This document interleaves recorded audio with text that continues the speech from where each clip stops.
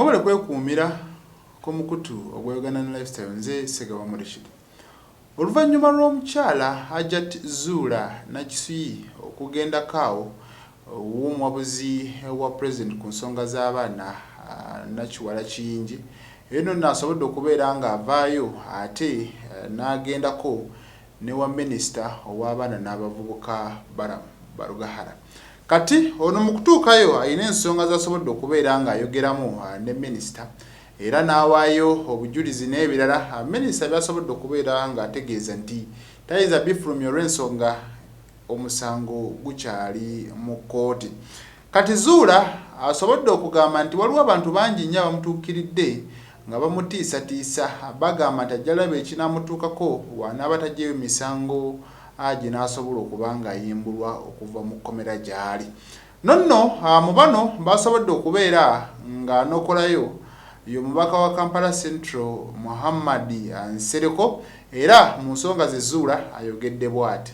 Abantu bankubira amasimu abamu ne bajja ewaka ngamba omusango batogujjeeyo ogenda kulaba ogenda kukiraba byonna ensonga zijjeeyo musajja mute katukuwe kino katukuwe ssente bingi ate n'ekyokulala ne Hon Nsereko naye yavuddeyo n'antiisatiisa ekyasinze okumalamu amaanyi bino ebirala byonna mbadde wa Kampala Hon Nsereko Haji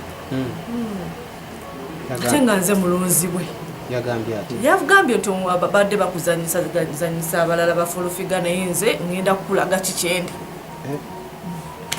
Kati nenebuuza Haji tatuukirirangako yandibadde agamba bagende bandetera omukazi oyo nze nandidduse emisinde kubanga bwe buyambi bwe mbadde nsaba bulijjo abantu abakulu ab'ekitiibwa okuyingira mu nsonga ng'ezo bwe yandivudde ekigwa yandibadde annoonya mugende mundetera oyo omukazi nandibadde nziruka misinde okujja wa Honorable nange ne mukola ki ne munnyonnyola ye naafuna bw'alaba ensonga naye ate n'atakola ki wadde alina sayidi eyiye naye teyanditiisizza ate nze kyammazeemu amaanyi.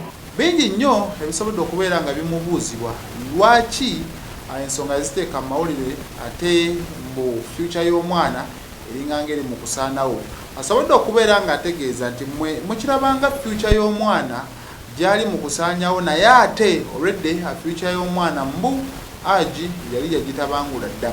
Mumanyi ki oba ayinza obutaddamu kuzaawo olw'ekyo ekyamutuusibwako kwegamba ayogeza ennaku ennyingi bw'abadde ayogera ku nsonga eno nga bw'owulira. Mwana wange eringa yakola ki yayonooneka kitegeera kati olinga agamba nti ekintu bwe kityo bwe kiba kituuse ku baana baffe tusirike nga olw'obulungi bwa future kati ekyaliwo ate manyi omwana wange oba anaazaala oba taazaala because Haji naye yeegaana n'abaana abalala abavuddeyo nga bagamba nti kituufu ebigambo babateeka mu buteeke. Wali oyagala ndowooze ku future y'omwana wange lwanaabeera mu maaso ndeka kino ekibadde kimutuusibwako. Ku ky'omubaka Hon Nsereko ono nno waliwo akatambi keyasobola okubeera ng'akola ng'alabula ne ssekulabula yenna eri omukyala Hajjat Zuula agamba nti ensonga zonna by'azzaakola n'ebirala by'azzaayogera ajja kubeera ng'abisasulira. Hon Nsereko ye yaragirawo sayidi n'alaga nti oluvannyuma lw'okukyalira ku Haji balina emboozi gye basobola okubeera nga banyumyamu era Haji n'abaako by'amugamba. Kale Hon Nsereko we yali ku sayidi ya Haji bino byasobola okubeera ng'ayogera. Madaamu tomala budde guno kasita naguyingiddemu ne bw'onaasasula ebiyaaye nze ndi wanjawulo omwamuteringiyo ogenda kakasa nti nze no amount of intimidation eŋŋendako. Let me tell you woman oba obadde olowooza biri by'obadde ogenda okabira ewa bannakiwala mbofuneyo ebisirusiru bijje kuno nga biteekako ebivumo. You're just joking. You don't know how you're even emboldering me more. I work best under such. You try your stupidity ogenda okumanya and you'll tell us ani yakwata omuwala oyo. We will see who will have the last laugh.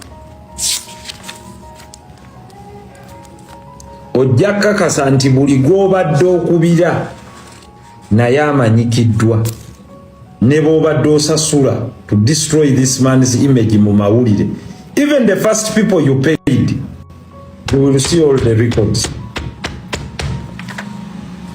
Kati sofa ensonga zikyali bwe zityo, akatulinde tulabe ebinaava mu kunoonyereza n'omusango gunene ogunaaba guleeteddwa mu kkooti ani mutuufu ani mukyamu ku nsonga eyo, kubanga abantu abamu omusango baguteeka ku Haji bagamba nti newankubadde yeefuula omusirise alina okuba nga kituufu omusango gwe yaguzza, ate abalala ne bakiteeka ku Hajjat nga bagamba nti yandibanga alina ebye bye yeenoonyeza. Mu mbeera bw'etyo ffe tuliwo okubaweereza na kubalaga kikigenda mu maaso musobole okubeera nga mugoberera ate maaso eyo musobole okumanya ekituufu ku nsonga eno.